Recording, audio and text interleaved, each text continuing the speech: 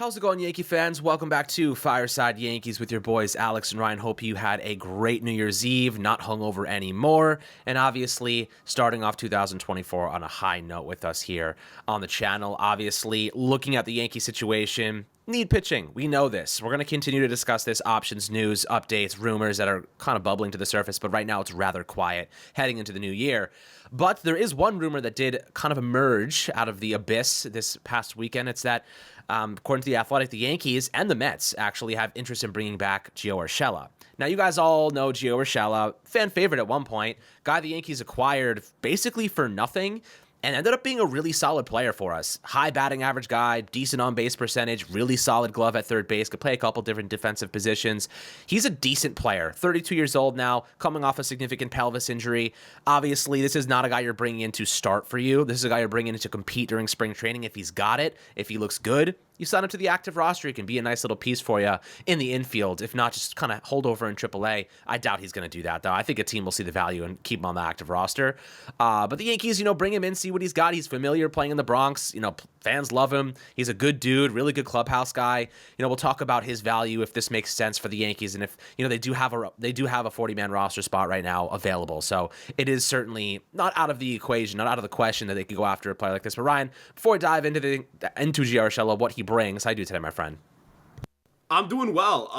It's kind of interesting. This offseason kind of feels like it's been defined by reunions, right? It's like, are they going to bring back Frankie Montas? Well, that ended up being a no. Are they going to bring back Jordan Montgomery? We'll see. And then Urshela kind of joins that list of reunion candidates. Now, the difference between him and like Montas and Montgomery is that I feel like even the report has more of an indictment on other players on the roster than like signing Montas, signing Montgomery, right?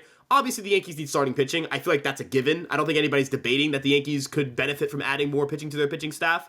But the fit of Gio Urshela on the surface seems a little bit weird. He's not particularly fast. He's, as you mentioned, like his value's more so now that he can play third, and he's shown the ability to play first, and all that stuff. I'm not necessarily sure if he's the type of guy you say, all right, he's your starting third baseman for next year. That's not how I think the Yankees are going to look at this.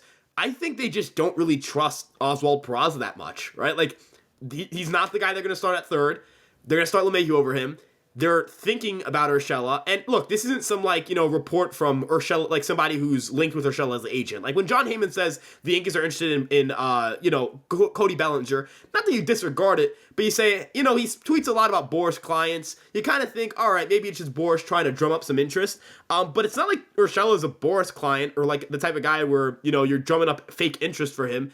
The Yankees seem to actually have interest in this guy, and I really do think it indicates, like, hey, they don't really trust Peraza that much. I wonder if he gets moved for pitching. Looking at what Gio Urshela brings to the table, I think the versatility is valuable. Like, he can play third, he can play first. Can't play second, or he hasn't played second in a really long time, which is, the Yankees would probably either A, not play him there, or B, they would just, if they did, they would hope that it, has more success than, the 28 innings he's played out there. But he's looked okay at first base, played about 150 innings, was solid.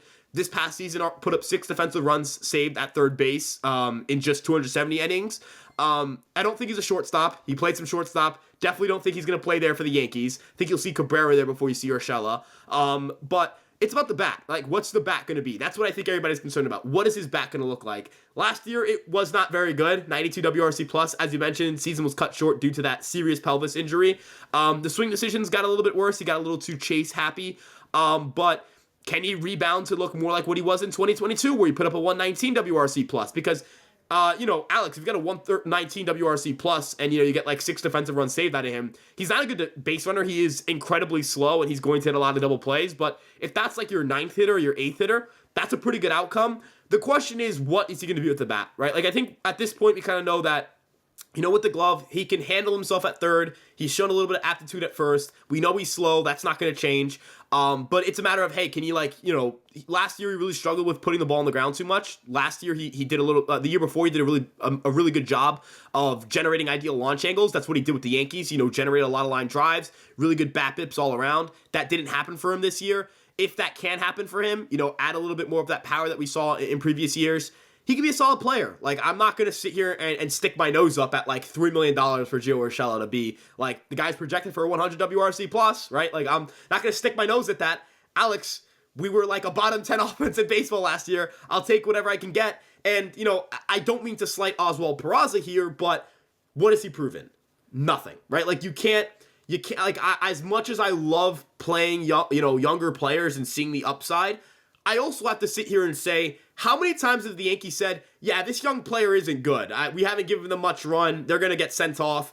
And they've turned out to be stars. Like, Thairo Estrada is probably the worst case scenario for that. The Yankees, he actually became a pretty solid player with the Giants.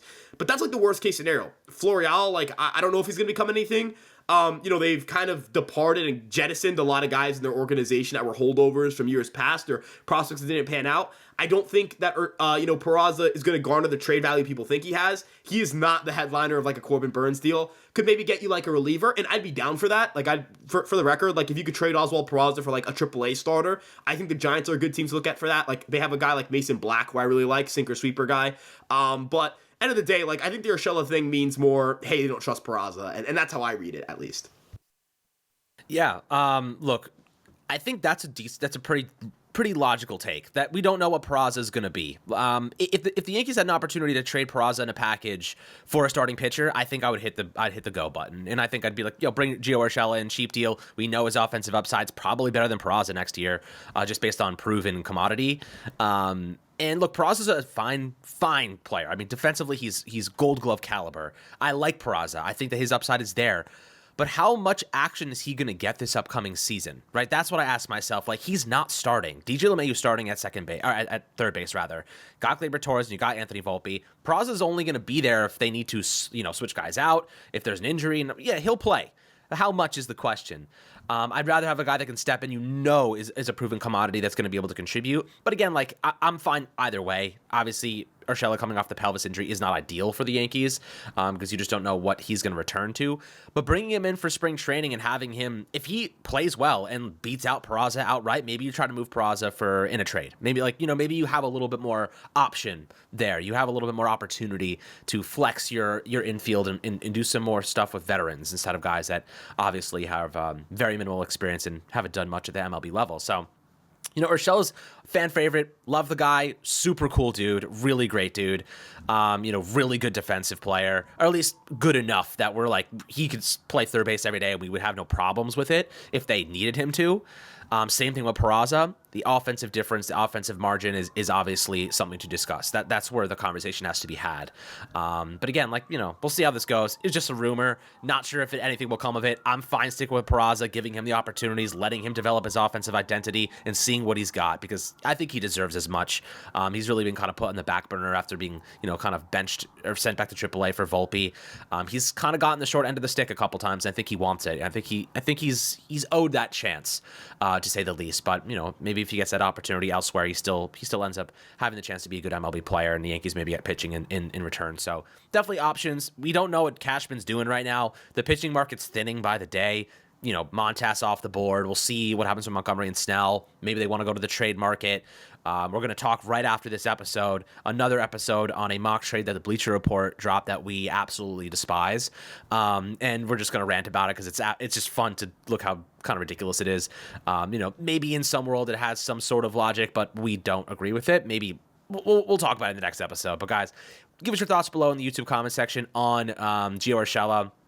If you think he's worthwhile bringing back to this Yankee team and there's a spot for him here, I'm always happy to hear your perspectives. Make sure to like and subscribe, and we'll catch you guys on the next Fireside Yankees episode.